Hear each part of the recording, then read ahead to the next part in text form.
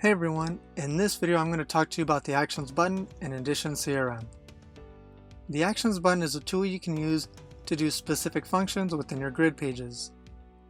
It is where you will find more of the actionable functions to do in your grid. For example, the Actions button is in the Contacts, Companies, and Opportunity grid pages, and it allows you to import, export, manage columns, and refresh your grid's data. The Actions button will always be available to use in the Manage Grid pages. To use a specific function, you will need to check the checkbox for the row you want to have the action take place on. For example, in the Manage Contacts grid, I would check the first row and now go to the Actions button. I see my different options to choose from, and to show you how it works, I will click on the Reassign option.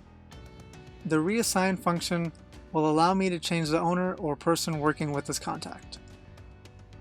And this is just a quick example of how you can use the Actions button. Like I mentioned before, each grid will have specific actions to help make your life easier.